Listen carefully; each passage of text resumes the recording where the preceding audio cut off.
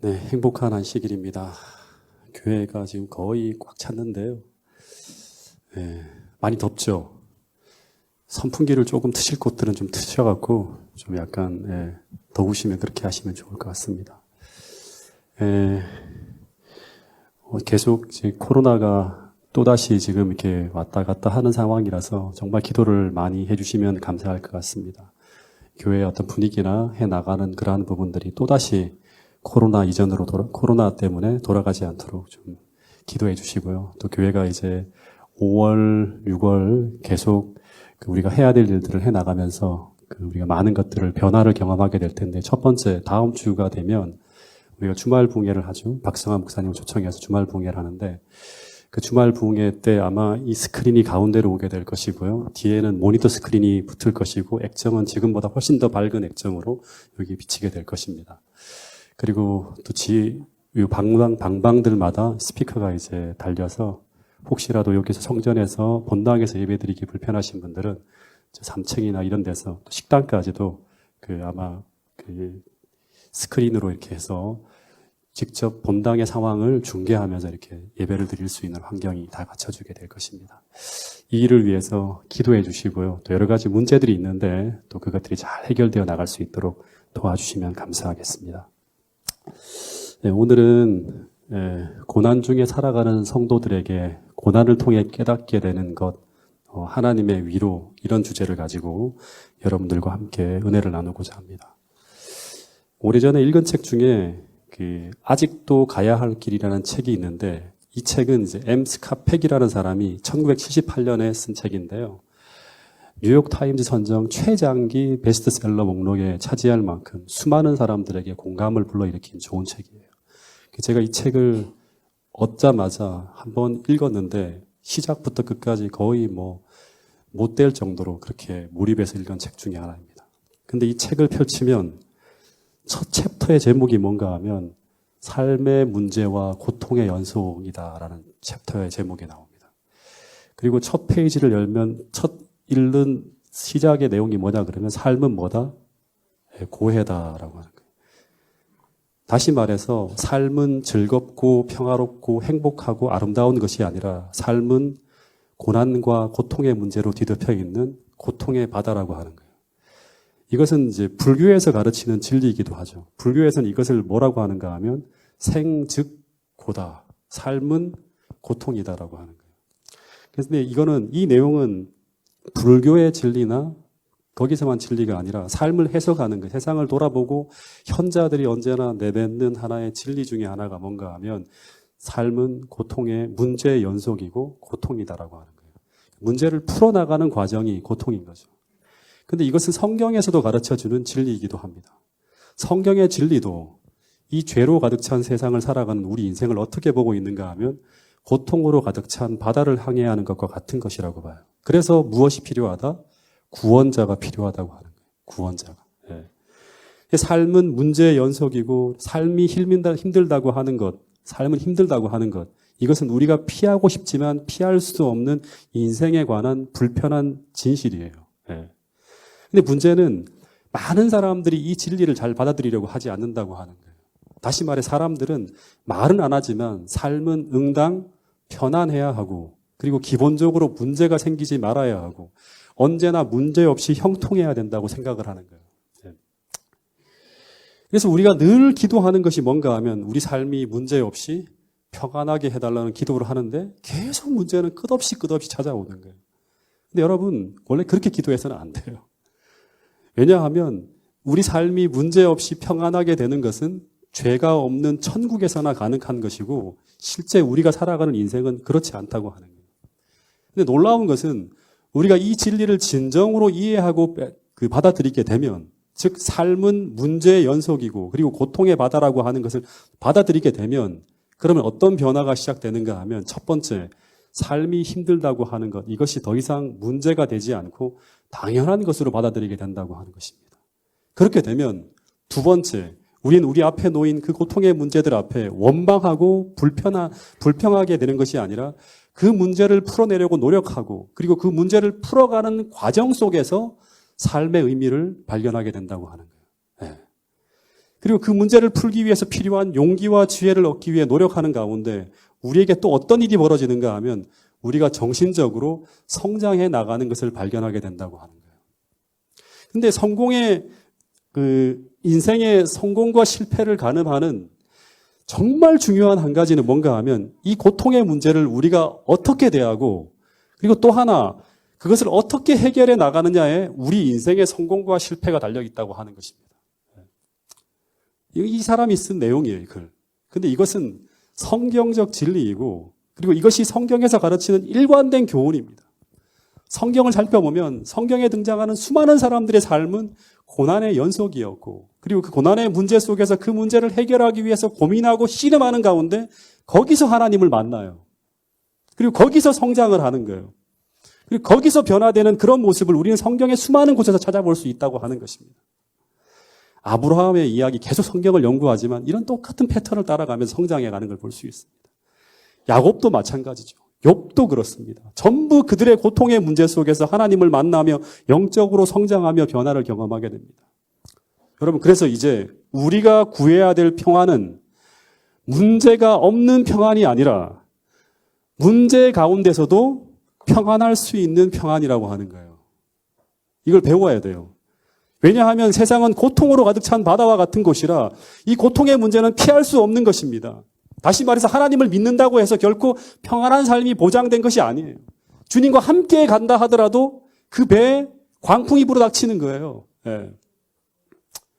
단지 차이는 뭔가 하면 이 고통의 바다 속에서 살아가는 우리가 하나님을 만나게 될 때 우리는 그 속에서 인생의 고통을 피하게 되는 것이 아니라 그 인생의 고통을 통해서 하나님이 우리에게 주시는 위대한 진리를 깨닫게 되고 그 속에서 성장하고 변화하면서 마침내 구원을 이루어 가게 된다고 하는 것이 성경에서 가르쳐주는 굉장히 중요한 진리라고 하는 것입니다. 이런 생각을 하면서 제가 사도 바울의 편지서를 읽다가 제가 발견한 중요한 사실 중에 하나가 뭔가 하면 이 사도 바울이 14개의 편지서를 쓰는데 히브리서를 제외한 13개의 편지서에서 늘 편지의 서두에 등장하는 인사말이 같다는 것을 알게 됩니다. 그게 무엇인가 하면 바로 이것입니다. 네. 한번 읽어볼까요? 시작. 하나님 우리 아버지와 주 예수 그리스도로부터 은혜와 평강이 있을지어다. 바울의 대부분의 편지에는 언제나 이 은혜와 평강을 기원하는 이야기로 모든 편지가 시작됩니다. 제가 이제 오래전에 이런 생각을 한번 해보게 되었어요. 당시 어떤 교회에 사도 바울의 편지가 딱 도착했다고 한번 상상해 보면 당시 교회는 가정교회, 이런 교회가 아니에요. 몇 사람들이 이렇게 가정에서 빙 둘러 앉아서 예배를 드리고 있는데 그 가운데 한 낭독자가 사도 바울의 편지가 왔어요 하면서 이렇게 사람들에게 얘기해요. 다 모여서 읽자고. 근데 그 사랑이 가득 담긴 그 바울이 쓴 편지 글을 낭독할 때 그 편지의 서두에 나오는 이 문구를 들을 때 하나님 우리 아버지와 주 예수 그리스도로부터 은혜와 평강이 너희에게 있을지어다라는 이 문구가 낭독자를 통해 막 읽혀질 때 다들 아멘 하는 정도가 아니라 다 흑흑거리면서 막 울지 않았을까 하는 생각을 하게 됩니다. 왜냐하면 당시 교인들에게 이 기원은요, 형식적 편지 인사가 아니라 정말 당시 교인들에게는 이 은혜와 평강이 너무나 필요한 고통스러운 상황을 거의 모두가 지나가고 있었기 때문에 그들에게 이 기원은 그냥 인사가 아니라 정말 간절한 소망이었어요. 당시 이들의 처해 있는 상황은 도처의 박해와 핍박이 몰아치는 가운데 그들의 사랑하는 아버지가 혹은 어머니가 혹은 아들이 잡혀 처형되기 직전의 상황일 수도 있고 혹은 고난과 고문을 당하는 상황일 수도 있는 모든 상황이 하나님의 은혜와 평강이 절실하게 필요되는 그런 상황이었기 때문입니다. 늘 불안하고 늘 위태롭고 늘 편치 않는 상황을 그들이 살아가고 있었기 때문에 당시 모든 그리스도인들의 간절한 소망은 일상의 평범한 속에 평안이었다고 하는 것입니다. 샬롬이라는 인사말 하나만 들어도 아마 다들 눈물이 핑 돌았을 그런 환경을 지나가고 있었을 것입니다. 여러분, 그래서 우리가 신약 성경을 읽을 때 이 성경 이야기는 그냥 우리의 처지에 맞추어서 읽으면 안 되고 당시 사람들의 형편에 맞추어 읽게 되면 이 글 하나하나가 정말 절박한 단어로 우리에게 와닿을 수 있는 그런 것이 바로 신약 성경의 내용이라고 하는 것입니다. 근데 이 신약 성경을 쭉 읽어보면 당시 신약 성경의 주된 이슈 중에 하나가 뭔가 하면 바로 이 페이라스모스라고 하는 건데 이건 시련 고난이에요. 이 페이라스모스라고 하는 단어가 신약 성경에 곳곳에 나와요. 예. 그들은 하나님이 계신데 왜 우리에게 이런 시련과 고통이 찾아오는 것과 오는가 하는 것과 이 시련과 고난을 우리가 어떻게 해결해 나가야 하는가, 이것이 신약 성경의 주된 이슈였어요. 그래서 당시 성경의 저자들인 교회 지도자들은 당시 성도들이 겪는 이 시련의 문제에 대한 답을 찾고 있었고, 그리고 그 찾아낸 답을 하나하나 편지에 담아서 남기고 그걸 편지서를 보낸 거예요. 곳곳에다가. 근데 그 내용을 쭉 읽어보면 자주 반복되어 등장하는 이야기가 있는데, 그 첫 번째는 뭔가 하면, 성경이 말하는 시련의 문제에 대한 해답 첫 번째는 뭔가 하면, 시련 중에도 계속 평강을 잃어버리지 말라는 거예요. 이 말은 더 정확하게 말하면 물리적인 평안은 깨어진다 하더라도, 너희들이 박해를 당하고 시련을 당하고 질병이 찾아오고 하는 이런 어떤 수많은 상황들 속에서 물리적인 평안은 깨어진다 하더라도 심리적인 평안은 지켜내라고 하는 거예요.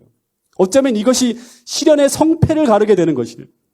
왜냐하면 이 심리적인 평안이 무너지게 되면 우리는 더 이상 고난을 버텨낼 수가 없게 되기 때문에 막 흘러가는 대로 끌려가는 거예요. 그 다음부터는.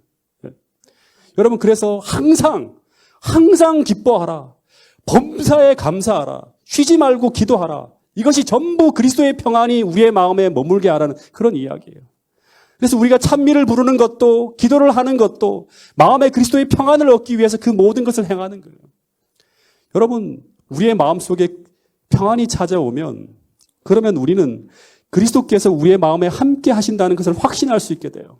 환경은 막 어려운데 우리의 마음속에서 우리가 찬미하고 기도하고 막 말씀을 읽는데 어느 순간인가 마음의 이 흐름의 분위기가 확 바뀌어요. 평안이 찾아오게 되면 그리스도께서 우리의 마음에 함께 하신다는 것을 확신할 수 있게 되고, 그러면 우리는 고난 중에서도 버틸 수 있게 되는 거예요. 여러분, 그래서 골로새 3장 14절의 말씀을 따로 읽는 것이 아니라 이 고난 속에서 하나님께서 우리에게 들려주시는 메시지로 읽게 되면 이것은 굉장히 은혜스러운 말씀이 되는 거예요. 같이 한번 읽어보겠습니다. 골로새 3장 14절. 이 바울은 고난 중에 처해 있는 골로새 교인들에게 이런 말씀을 하고 있어요. 자, 읽어보겠습니다. 시작. 그리스도의 평강이 너희를 주장하게 하라. 그리스도의 평강이 너희를 주장하게 하라고 말하고 있는데, 이 말씀은 그리스도께서 임재하심으로 말미암아 우리의 마음에 느껴지는 이 그리스도의 평강이 우리의 마음을 이끌고 가게 되면 우리는 어떤 시련 속에서도 무너지지 않고 믿음으로 그 시련에 맞서 싸워 나갈 수 있게 된다고 하는 것입니다. 여러분, 시련 중에 투쟁하고 있는 모든 파주중앙교회 성도님들의 마음에 이 그리스도께서 임재하심으로 말미암아 느껴지는 이 그리스도의 평안이 이 안식일을 충만하게 임하게 되길 간절히 기도합니다. 몇 년 전에 제가 전임지에서 목회를 하고 있을 때 일요일 새벽에 이제 누워서 평안하게 잠을 자다가 갑자기 새벽 3시경쯤에 곁에서 멀쩡하게 잠을 자던 아내가 갑자기 심장이 너무 빨리 뛴다고 하면서 숨쉬기가 힘들다고 하며 저를 다급하게 깨우는 거예요. 제가 막 그러면서 저한테 말하기를 빨리 응급실로 자신을 업고 뛰어달라고 막 하는 얘기를 하는 거예요. 제가 여보 지금 119를 부를까 하고 물으니까 그러기에는 너무 다급하다고 하면서 계속 말하기를 여보 빨리 서둘러야 돼. 빨리 서둘러야 하면서 몇 마디를 하는데 그 말을 듣는 순간 제가 잠이 확 깨어서 그 새벽에 제가 아내를 업고 이제 교회에서 사택에서부터 이제 중대병원까지 한 200m 정도 돼요. 그 거리를, 응급실까지 거리를 거의 초인적인 힘을 발휘하면서 막 뛰어 달려갔는데, 근데 그 짧은 시간에 온갖 생각을 다 하면서 제가 뛰었어요. 그래서 그 새벽부터 시작해서 중대병원에서 이제 응급실에서 검사를 끝내고 다시 삼육병원으로 이제 가서 이제 입원이 안 된다고 해서 삼육병원으로 가서 입원해서 계속 검사를 하게 되었는데 아무리 검사를 해도 특별한 이상을 발견하지 못하는 거예요. 근데 상황은 안 바뀌는 거예요. 그래서 일요일 날 입원해서 목요일까지 검사를 하고 일단 퇴원을 했어요. 근데 퇴원을 하자마자 또다시 계속 문제가 멀어지는 거예요. 그래서 목요일 밤에 기도하다가 거의 밤 11시쯤에 고민하다가 주무실지도 모르는 그 합회장님께 밤 11시에 제가 전화를 했어요. 무슨 일이냐고 말씀 묻길래 상황을 설명하고 아내를 데리고 수동에 있는 에덴 요양병원으로 가게 해달라고 말씀을 드렸어요. 왜냐, 그럼 이런 상황에서 계속 제가 교회를 붙들고 있기가 어렵다고. 그래서 교회는 당분간 저를 대신해서 설교할 수 있는 대체자를 합회장님께서 찾아달라고. 이게 하루 만이잖아요. 그래서 장로님들한테 부탁할 수도 없는 상황이었어요. 그리고 잠시 교회를 비우게 됩니다. 근데 그때는 정말 앞이 캄캄한 거예요. 혹시 이런 상황이 끝나지 않고 계속되면 어떻게 하지? 그러면 교회는 어떻게 하나? 그리고 그때가 성주가 대학 입시를 준비하는 굉장히 중요한 시기였어요. 근데 엄마 아빠가 부재한 가운데 성주는 어떻게 이 시기를 지나갈 수 있을까? 왜 하나님은 이런 상황을 나에게 허락하실까? 그리고 가장 큰 고민은 언제까지 교회를 비워둘 수 있을까? 정해진 시간이 없는 거예요. 그리고 더 큰 고민은 아내가 과연 건강하게 돌아올 수 있을까 하는 고민이었어요.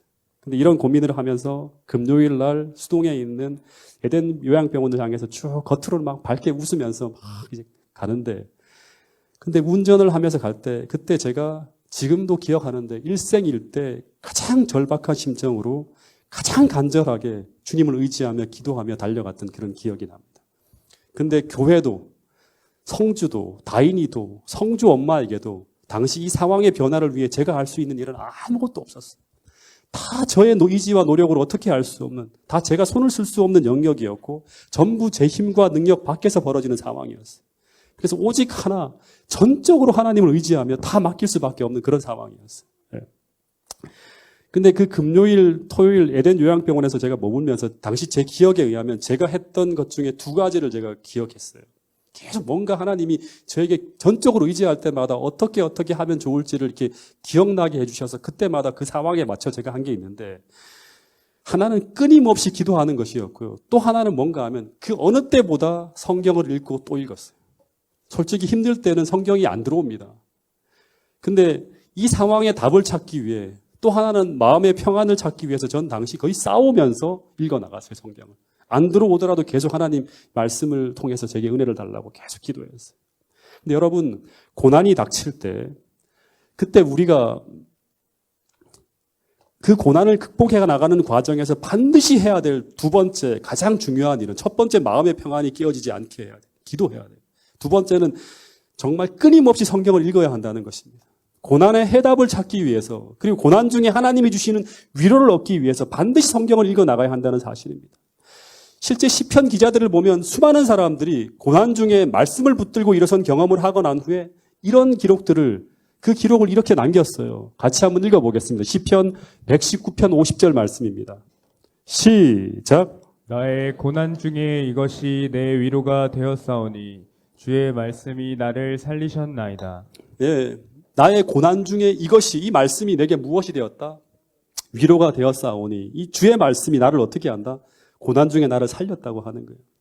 여러분, 시편 기자는 말하기를 고난 중에 주의 말씀이 내 위로가 되었고, 그리고 주의 말씀이 나를 일어서게 하고 살리게 하였다고 말하고 있습니다.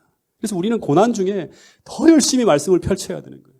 내가 살기 위해서, 그 고난을 이겨내기 위해서 계속 말씀을 읽어야 된다고 하는 거예요. 그때 실제로 제가 이틀 동안 본 말씀 중에 하나가 꽂혔는데, 그게 고린도후서 1장이었어요. 지금 교동문으로 읽은. 당시 제가 읽은 이 말씀은 지금도 제 마음에 아주 생생하게 기억이 날 정도로 평생 잊지 못할 너무나 큰 위로와 큰 힘을 경험하고, 그날 저녁에 제가 아내와 같이 이 말씀을 직접 나눈 기억이 있습니다. 그래서 이 말씀은 시편 기자의 고백처럼 하나님께서 저희 부부에게 마치 하나님께서 직접 내려오셔서 설교를 하시는 것처럼 그렇게 큰 위로를 주시는 그런 말씀이었습니다. 한번 좀 긴 내용이지만 한번 제가 읽어보면, 고린도후서 1장 3절부터 9절 말씀이에요. 찬송하리로다. 그는 우리 주 예수 그리스도의 하나님이시요 자비의 아버지시요 모든 위로의 하나님이시며, 우리의 모든 환난 중에 우리를 위로하사, 우리로 하여금 하나님께 받는 위로로서 모든 환난 중에 있는 자들을 능히 위로하게 하시는 이시로다. 그리스도의 고난이 우리에게 넘친 것 같이 우리가 받는 위로도 그리스도로 말미암아 넘치는도다. 이 위로가 너희 속에 역사하여 우리가 받는 것 같은 고난을 너희도 견디게 하느니라. 너희를 위한 우리의 소망이 견고함은 너희가 고난에 참여하는 자가 된 것 같이 위로에도 그러할 줄을 알미라. 형제들아, 우리가 아시아에서 당한 환난을 너희가 모르기를 원치 아니하노니 힘에 겹도록 심한 고난을 당하여 살 소망까지 끊어지고 우리는 우리 자신이 사형 선고를 받은 줄 알았으니, 그런데 이는, 이렇게 큰 환난을 받는 이유는, 이렇게 고난이 찾아오는 이유는, 그 목적은 무엇인가 하면 우리로 자기를 의지하지 말고 오직 죽은 자를 다시 살리시는 하나님만 의지하게 하려 하심이라고 하는 거예요. 이 말씀을 보면요, 그리스도인에게 고난이 찾아오는 이유와 목적은 바로 우리로 하여금 자기를 의지하지 말고 오직 죽은 자를 다시 살리시는 하나님만 의지하게 하심이라는 이 말씀이 제 마음에 화살처럼 확 꽂혀버렸어요. 여러분, 모든 그리스도인의 고난의 1차적인 목적은 우리로 하여금 더 이상 우리 자신을 의지하지 말고 오직 죽은 자를 다시 살리시는 하나님만 의지하게 하려고 이 고난이 우리에게 허락되어진다고 사도 바울은 이야기하고 있는 것입니다. 그래서 이 고난의 목적을 깨달으면서 저는 어느 때보다 하나님께 더 간절히 매달리게 되었어요. 이 고난이 내게 허락된 목적은 성주 엄마를 아프게 하기 위한 것도 아니고 나를 고통스럽게 하기 위한 것도 아닌 우리로 자신을 의지하지 말고 오직 죽은 자를 다시 살리시는 하나님만 의지하게 하려고 이 고난이 우리에게 허락되어졌다고 하는 거예요. 여러분, 이 본문을 보면 사도 바울은 고린도 교인들에게 이런 말을 합니다. 우리 삶에 고난이 넘치는데 근데 그 고난은 하나님의 사도인 나에게도 넘치고 있다고 하는 거예요. 그러면서 바울은 에베소에서 경험한 최근의 고난에 대한 이야기를 하는데 이 고난이 얼마나 컸던지 견디기 어려울 정도의 고난이었다고 하는 것입니다. 이 본문에 보면 생명이 끊어질 상황까지 가는, 거의 죽음 직전까지 가는 그런 극심한 고난을 겪었다고 합니다. 그런데 그런 환경 속을 지나가면서도 바울은 그런 극심한 고난 앞에 굴복하거나 절망하지 않고 그 고난을 이겼다고 이야기합니다. 그런데 그 고난을 이기게 하는 힘을 고린도 교회 교인들도 함께 경험하길 원한다고 하고 말하고 있습니다. 그런데 바울로 하여금 그 고난을 이기게 하는 그 힘이 무엇이었는가 하면 그것은 바로 그가 고난 중에 있을 때 계속 반복해서 이야기하는 게 뭐예요? 그를 찾아오시는 위로의 하나님을 계속 만나고 있었다고 이야기하고 있습니다. 다시 말해서 그 위로의 하나님이 그 고통의 순간마다 그가 힘에 겹다고 느낄 때마다 그 고통의 처지에 찾아오셔서 그를 위로하여 주셨는데 근데 그 하나님이 주시는 은혜를 그가 경험할 때마다 자신도 모르게 스스로의 힘으로는 도저히 버틸 수 없는 그 죽음 직전까지 가는 그 고난을 이기며 나가고 있는 자신을 발견하게 되었다고 말하고 있는 것입니다. 여러분, 그래서 5절에 바울은 오늘 우리에게 이런 말을 하고 있는 것입니다. 이것이 당시 저희 내외에게 얼마나 큰 은혜가 되었는지 모릅니다. 5절 같이 한번 읽어보겠습니다. 시작. 그리스도의 고난이 우리에게 넘친 것 같이 우리가 받는 위로도 그리스도로 말미암아 넘치는도다. 네, 그리스도의 고난이 우리에게 넘친 것 같이 우리가 받는 위로도 그리스도로 말미암아 넘친대요. 넘친다고 하는 거예요.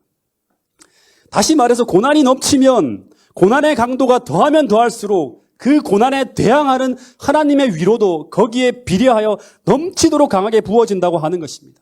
넉넉하게 그 고난을 건딜 만큼 하나님께서 부어주신다고 하는 거예요. 근데 6절에 보니까 이 위로가, 이 하나님의 위로가 너희 속에 역사하여서 우리가 받는 것 같은 고난을 너희도 견디게 한다고 말하고 있습니다. 여러분, 그래서 우리가 단순히 고난에 참여하는 자가 되어서는 안 되고 반드시 그 고난 중에 그 고난을 견디게 하시는 이 위로의 하나님을 어떻게 해야 된다? 만나야 된다고 하는 것입니다. 여러분, 그래서 성경이 말하는 고난의 해결책 세 번째는 무엇인가 하면 그 고난 중에 그 고난을 견디게 하시는 위로의 하나님을 만나라고 하는 거예요. 이건 정말 중요한 것입니다. 첫 번째, 고난을 지나간다 하더라도 물리적인 환경은 깨어진다 하더라도 심리적인 평안은 지켜내라. 첫 번째. 두 번째, 고난 속에서 우리가 지나갈 때 정말 어떻게든 끊임없이 말씀을 붙들고 읽어야 된다는 것. 물론 기도는 기본적으로 해야겠죠. 세 번째는 무엇인가 하면 그 고난 중에 그 고난을 견디게 하시는 이 위로의 하나님을 만나라고 하는 것입니다. 여러분, 겟세마네에서 예수님께서 그 앞에 놓여진 고난이 너무나 커서 주님이 이런 기도를 했습니다. 하나님, 도저히 이 잔을 마실 수가 없다고. 이 십자가의 짐을 지기가 너무나 힘들다고 하시면서 그 겟세마네 동산에서 절망적인 음성으로 이런 기도를 하셨다고 합니다. 아버지여, 할만하시면 이 잔을 내게서 지나가게 해달라고. 근데 그때 하나님 아버지는 그 기도에 어떤 말씀도 하지 않으셨어요. 근데 세 번째 기도가 드려진 후에 하나님께서 그 기도에 응답하시기 위해 움직이시는데 그것이 바로 뭔가 하면 하늘의 한 천사를 기도하시는 주님을 향해 보내시는 것이었어요. 근데 그 천사가 주님께로 내려가서 한 일이 무엇인가 하면 그 주님의 손에서 주님께서 그토록 지시기가 힘들고 고통스럽다고 말씀하시는 그 고난의 잔을 거두어 가시는 것이 아니라 그 고통 중에 있는 예수님에게 그 잔을 다 마실 수 있도록 격려하시는 것이었다고 시대 소망에 보면 적혀 있습니다. 그래서 시대 소망에 보면 그 천사는 계속 예수님에게 이런 기도를 들려주었다고 합니다. 그 이야기의 내용은 뭔가 하면 지금 예수님께서 고난의 짐이 너무나 커서 잘 보지 못하는 것들을 보여주세요. 그 고난을 지게 될 때 앞으로 다가올 일들을 계속 들려주면서 계속 마음의 평화를 주시는 것이었어요. 다시 말해 이것이 무엇인가 하면 예수님께서 어마어마한 고난 중에 흔들리면서 막 깨어지기 시작하는 그 마음의 평안을 다시금 회복시키기 위해서 하나님의 위로를 계속 부어주는 거예요. 주님에게. 예수님도 인간이었기 때문에 견디기 위해서는 하나님의 도움이 필요한 거예요. 그래서 예수님께서 그 위로를 받자 그 다음에 어떤 일이 벌어졌는가 하면 이런 일이 벌어졌다고 시대의 소망에 보면 적혀 있습니다. 그리스도의 고민은 그치지 않았으나 억압과 좌절은 그분을 떠났다. 다시 말해서 이 위로를 받자마자 십자가의 고난이 여전히 그 앞에 놓여 있었지만 전과 다르게 예수님께서 그 고난을 마음으로 이기고 있는 거예요. 다시 말해서 폭풍은 결코 경감되지 않았지만 폭풍의 표적인 그분이 폭풍의 분노를 대면할 강한 힘을 얻은 것이었다고 분명히 적혀 있습니다. 그런데 무엇 때문에 이런 일이 벌어졌는가? 바로 그분이 하늘의 위로를 받았기 때문에 그렇게 되었다고 하는 것입니다. 그분은 침착하고 평온하게 되셨다. 막 절망적인 기도를 하다가 이제는 침착하고 평안하게 된 거예요. 피에 젖은 그분의 얼굴에는 하늘의 평화가 깃들었다. 여러분 정말 죽음과 같은 그런 고난 속에 들어간다 할지라도 우리가 침착하고 평안하게 되고 하늘의 평화가 깃드는 이 모습은 사도 바울이 에베소에서 그 고난 중에 경험했던 동일한 예수님이 경험한 동일한 어떤 하늘의 위로를 통해 경험한 것이었습니다. 그분은 모든 사람을 위하여 어떤 인간도 견딜 수 없는 것을 견디셨다. 무엇을 통해서? 하나님이 주시는 이 위로를 통해서 견디셨다고 하는 거예요. 다시 말해서 우리의 마음에도 이런 하나님의 위로가 찾아오고 그리고 그 일로 인해서 그리스도의 평안이 우리의 마음에 임재하시게 되면 그러면 우리는 어떤 고난도 이길 수가 있다고 성경은 이야기하고 있는 것입니다. 여러분 이것이 바로 고난 중에 처한 우리에게도 주실 수 있는 하나님의 위로라고 하는 것입니다. 여러분 지금 우리가 당하고 있는 그 고난의 크기가 아무리 크다고 할지라도 아무리 우리가 힘든 가운데 처해 있다 하더라도 만약 우리가 주님께서 받으신 그 위로를 받을 수만 있다면 그 어떤 고난이라 할지라도 주님처럼 극복할 수 있다는 이 사실을 우리 모두가 꼭 믿게 될 수 있기를 간절히 바라겠습니다.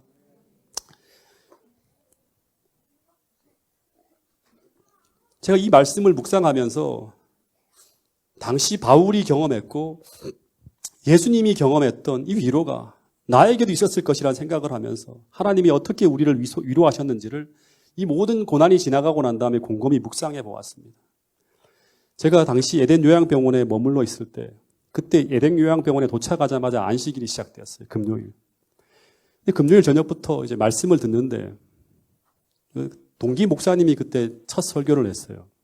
근데 너무너무 잔잔하게 하나님이 제 마음에 이렇게 마음을 어루만지시는 걸 느낄 정도로 위로를 주시는 걸 느꼈어요.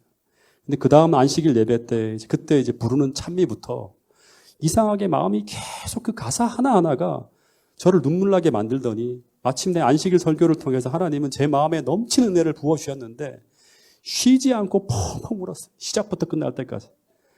그날 안식일 목사님께 설교하신 그 목사님의 설교를 거의 처음부터까지 다 기억할 수 있는데요. 유태희 목사님이 설교하셨는데 우편 강도에 대한 말씀을 하셨어요. 근데 그 말씀이 계속 어떤 말씀처럼 들리는가 하면 내가 너를 얼마나 사랑하고 있는지 아니 하시면서 그 설교를 통해 들려주시는데 그 예배 내내 제가 안다고 이제 느낀다고 하면서 계속 울었어요. 그리고 예배가 끝나고 난 후에도 그 자리를 떠나지 못하고 혼자 펑펑 울면서 자리를 뜰 수가 없었어요. 여러분 그때 저는 느꼈어요. 이 고난이 나를 이토록 가난하게 만들고 나를 겸비하게 만들어서 저로 하여금 하나님의 은혜를 이토록 크게 느끼게 만드는구나 하면서 한편으로는 너무너무 감사한 거예요. 이런 감사를 느끼고 이런 위로를 내가 느낄 수 있다는 것을. 그리고 그 자리를 떠나서 나오는데 점심시간이었는데 식당에서 또 사모가 밥도 먹지 못하고 또 힘든 상황이 탁 도래하는 거예요. 다시 방으로 돌아갔는데 사모는 여전히 아픈 거예요. 여전히 불안정하고. 이 말씀이 제가 시대의 소망에서 읽었던 말씀처럼 십자가의 폭풍은 전혀 경감되지 않았지만 다시 말해 상황은 전혀 변한 것이 없지만 그러나 그 환경 속에서도 이상하게 세상의 모든 것이 다 하나님의 사랑으로 가득 차 있는 것처럼 보였어요. 제가 그때 몇 년 전에 딱 이 계절이었습니다. 꽃들이 만개하고 에덴 요양병원이 얼마나 예쁩니까? 그렇죠? 모든 것이 쫙 정말 아름다운 그런 시절이었는데 하루 전까지만 하더라도 절망 속에서 아무것도 보이지 않던 것들이 이 하나님의 은혜가 막 부어지기 시작하니까 드디어 보이기 시작하는 거예요. 그리고 그 모든 만물들은 저게 무엇인가를 계속 말씀하고 있는 거예요. 말하고 있는 것처럼 느껴졌어요. 이게 바로 뭔가 하면 하나님께서 여전히 나를 사랑하고 있음을, 그리고 여전히 나를 돌보고 계심을 계속 말씀하는 것처럼 그렇게 느껴졌어요. 그래서 그날 저녁에 아내와 이런저런 이야기를 함께 나누게 되었는데, 그때 아내가 제게 이런 말을 하는 거예요. 지금 자신도 하나님을 깊이 만나고 있다고 하면서 자신의 영적인 체험을 말해주는데, 그 이야기를 들으면서 서로 함께 결심한 것이 이것이었어요. 이 게스트룸에 같이 있었는데 우리 이 시간을 통해서 꼭 하나님을 깊이 만나고 돌아가자고, 다시 말해서 이 고난의 시간을 결코 헛되이 보내지 말자고 서로 다짐하면서 기도했는데, 근데 이것이 바로 무엇인가 하면 환난을 지나가며 우리가 만나고 있는 위로의 하나님이라는 생각을 하게 되었어요. 그 고난 중에 계속 영적인 것을 생각하며 하나님이 주시는 교훈들을 기억하면서 이 시간들을 낭비하지 않고 하나님이 우리를 어떻게 가르치고 있는지를 계속 배우자고 하는 거예요. 여러분, 우리가 우리의 고난 가운데 나를 위로해 주시는 이 위로의 하나님을 만나게 되면 우리는 그 고난을 통해서 우리에게 가르쳐 주시는 하나님의 위대한 진리를 배우며 성장하게 돼요. 이건 분명한 거예요. 성경에서 일관되게 가르쳐 주는 진리예요. 근데 중요한 것은 그 위로의 시작은 바로 무엇인가 하면 하나님의 말씀에서부터 시작되었다고 하는 사실이에요.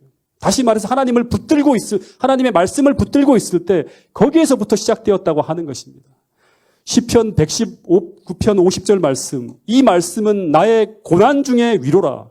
주의 말씀이 나를 어떻게 했다? 살리셨기 때문이라고 하는 것입니다. 여러분, 오늘 고난 중에 있는 모든 파주중앙교회 모든 성도들의 간증이 이 말씀의 고백이 될 수 있기를 간절히 바라겠습니다. 여러분, 그리스도인은 환경적인 평안은 깨어진다 하더라도 심리적인 평안은 깨어지지 않는다. 비록 주님처럼 때로 힘들고 너무 고통스러울 때 잠시 흔들리기는 하지만 그러나 절대로 고난 앞에 절망하고 무너지지 않는다고 하는 것이 성경이 가르쳐주는 위대한 진리입니다. 그 이유는 바로 순간순간마다 하나님이 주시는 그 하나님의 위로가 우리로 하여금 그 고난을 이기게 하기 때문이라고 하는 사실입니다. 여러분, 이 교훈을 여러분의 마음속에 꼭 받고 잊어버리지 않고 평생 살 수 있는 여러분과 제가 될 수 있기를 간절히 바라겠습니다.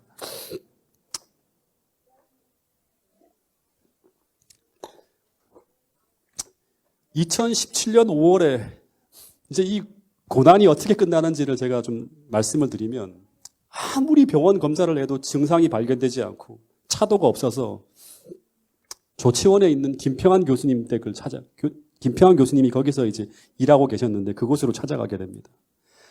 근데 그때 조치원에서 이 성주 엄마가 여전히 응급 상황이 계속 벌어져 갖고 제가 잠시도 떠나지 못하고 2주간 계속 곁에 붙어 있었습니다. 근데 그때 우리 다인이가 설상가상으로 심한 감기에 독감에 걸린 거예요. 앓고 있다고 하는 이야기를 전화를 받게 됩니다. 근데 그때 이 아내를 두고 홀로 갈 수도 없고, 그렇다고 다인이가 저렇게 혼자 엄마 아빠도 없이 끙끙 앓고 있는데 그냥 혼자 둘 수도 없는 거예요. 계속 이 전화가 오는데. 근데 이제 계속 다인이에게 전화만 하다가 계속 가지 못하고요. 저녁에 다시 통화를 했는데 다인이가 거의 다 죽어가는 목소리로 이런 말을 하는 거예요. 아빠, 자기는 괜찮다고 하면서, 그러니까 아무 걱정 마시고 엄마를 잘 돌보세요라고 하는데, 그 다 죽어가는 아픈 목소리로 그런 이야기를 하는 것을 듣고는 더 이상은 그냥 있을 수가 없는 거예요. 성주 엄마에게 이제 오늘 저녁은 무슨 일이 없을 거야. 기도할게. 그리고는 이제 그날 저녁에 잠깐 다인이를 좀 보고 올라오겠다고 하면서 그 조치원에서 성주 엄마를 두고 서울 올라가는데, 그때 진짜 가슴이 터질 것 같고 죽을 것 같은 거예요. 네. 근데 하나님 더 이상은 이제 못 견디겠다고 하면서 막 이제 기도하면서 올라가는데, 그때 또다시 하나님의 위로가 쏟아지는 거예요. 서울 올라가면서 고속도로에서 당시 이제 화요일 예배 시간이었어요. 동작중앙교회 한 집사님의 설교를 들으며 올라가고 있었는데, 그때도 이제 앱을 하고 있었기 때문에 차 안에서 펑펑 울면서 그 설교를 들었어요. 그러면서 마음에 하나님이 괜찮다고 감당할 만큼의 시험을 줄 거야. 그리고 시험 당할 쯤에 어떻게 한다? 피할 길을 내가 다 준비하고 있어. 그런 말씀을 계속 하시는. 근데 내가 지금 어떻게 믿어요? 너무너무 힘든 거예요. 근데 이제 화요일 기도 시간이 되잖아요. 차 안에서 이제 그 동작중앙교회에서 하는 그 앱을 틀어놓고 같이 차를 운전하면서 기도를 하는데, 제가 어떤 기도를 했는가 하면, 하나님, 저 사람 이전처럼 밝게 웃으면서 우리 아이들 앞에 돌아오게만 해주신다면 뭐든 다 하겠다고. 제발 더도 말고 덜도 말고 모든 생활이 이전처럼만 돌아가게 해달라고. 그러면서 모든 것을 다 주님 앞에 내려놓겠다고 그렇게 기도했던 기억이 납니다. 그러면서 간절하게 올라가는 내내 기도했어요. 근데 그 기도를 했던 것을 까맣게 다 잊어버리고 있었는데 그해 12월 달이었어요. 모든 시간이 지나가고 한 해를 다 정리하면서 돌아봤는데 제가 일기를 쓴 것들, 일기를 하나하나 정리하면서 있었는데 근데 제가 아내와 아이들과 함께 현충원을 산책하고 있는 거예요. 12월 달에. 불과 6개월 전에 평지를 10발자국도 못 걷던 아내가 너무나 씩씩하게 깔깔거리면서 웃으면서 현충원을 막 걸어다니는 아내의 모습을 보는 순간 과거를 다시금 기억해 보는데 울컥하는 생각이 드는 거예요. 그토록 힘든 시간을 지나가던 아내가 우리 아이들과 함께 행복하게 웃고 떠들고 우리 곁에 돌아와 있는 거예요. 그 몇 달 사이에 모든 것이 정상으로 돌아온 거예요. 그때만 하더라도 도저히 이 상황이 몇 년간 갈 것 같고 쉽게 끝날지 않을 것 같은 그런 생각이 막 들었는데 6개월 안에 모든 게 다 돌아온 거예요. 근데 당시에 제가 어떤 기도를 했고 어떤 경험을 했고 무엇을 배웠고 그리고 그 기도에 어떻게 응답하셨다 하는 것을 그의 겨울 하나하나 다 생각하면서 모든 것을 잊지 말아야겠다고 굳게 결심을 했어요. 여러분, 하나님이 요단 동편에서 이스라엘 백성들에게 이런 말씀을 하셨습니다. 신명기 8장에 보면 내 하나님 여호와께서 이 40년 동안 광야의 길을 걷게 하신 것을 기억하라고. 다시 말해서 어떻게 그 어렵고 힘든 상황 속에서 너희가 그 힘든 고난의 길을 견뎌내었는지를 돌아보라고 하는 거예요. 그러면서 신명기 1장 31절에서 주님은 그 40년 동안 너희가 가장 고통스러운 시간들을 지나갈 때 나는 너희를 어떻게 보살피며 어떻게 인도하였는지를 하나하나의 표현을 통해 다 말씀하셨어요. 그걸 기억해야지만 그들은 여호수아서 다시금 말하면 요단을 들어가서 가나안에 들어가서 그들이 살아갈 수 있는 삶의 모든 교훈들을 배우고 하나님이 원하시는 삶을 살아낼 수 있는 거예요. 하나님께서는 어떤 말씀을 하셨는가 하면 가장 힘들 때는 너희를 품에 안고 그 순간들을 지나갔고 단 한순간도 너희를 떠난 적이 없고 너희를 홀로 둔 적이 없고 끊임없이 너희를 위로하며 은혜로 너희를 덮어주었다고 말씀하고 있습니다. 여러분, 우리가 힘든 시간들을 다 지나가는 분도 계시고 그거를 몇 번을 거쳐온 분들도 계실지 모르겠습니다. 여러분, 이 시간 잠시 눈을 감고 함께 기도하는 시간을 가지면서 하나님께서 여러분들의 생을 어떻게 인도하시는지를 한번 기억해 볼 수 있는 시간이 될 수 있기를 간절히 바라겠습니다. 여러분들 중에 혹 지금 고난 가운데 계시는 분이 계실지 모르겠습니다. 그렇다면 그 고난 속을 지나갈 때 우리가 분명히 만날 수 있는 위로의 하나님을 꼭 만날 수 있기를 간절히 바랍니다. 하나님이 주는 위로는 인간이 주는 위로와 비교할 수 없을 만큼 큰 힘이 되어진다고 성경은 이야기하고 있습니다. 왜냐하면 인간의 위로는 당장에는 위로가 되고 좀 힘이 될지 모르지만 시간이 지나고 위기가 계속될 때 그 인간적 위로는 우리의 평안을 절대 지켜주지 못한다고 하는 것입니다. 그러나 하나님의 위로는 우리를 계속 붙들어 주십니다. 그 위로는 계속 그리스도의 평안이 우리의 마음에 머물게 하고 그리고 우리로 하여금 그 환난 가운데서도 감사하는 자가 되게 한다고 합니다. 그리고 그 위로의 하나님을 만날 때 우리는 그 고난의 최대의 목적인 더 이상 자기를 의지하지 않고 오직 죽은 자를 다시 살리시는 하나님만 의지하게 만들어준다고 이야기하고 있습니다. 예수님을 3년 반 동안 환난과 박해로 가득 찬 고통의 바다에서 그리고 십자가에서 그 엄청난 폭풍 속에서도 그분을 붙들어 주셨고 그분을 견디게 하셨던 그 하나님의 위로, 그 위로가 오늘 파주중앙교회 모든 성도들에게 풍성하게 임하게 되길 간절히 바랍니다. 그래서 그 고난이 우리로 하여금 더 이상 자신을 의지하지 않고 죽은 자를 다시 살리시는 하나님만 의지할 수 있게 하는 그런 믿음으로 우리를 성장하게 해달라고 이 시간 간절히 기도하시는 여러분과 제가 될 수 있기를 간절히 바라겠습니다. 다 함께 기도하는 시간을 갖도록 하겠습니다.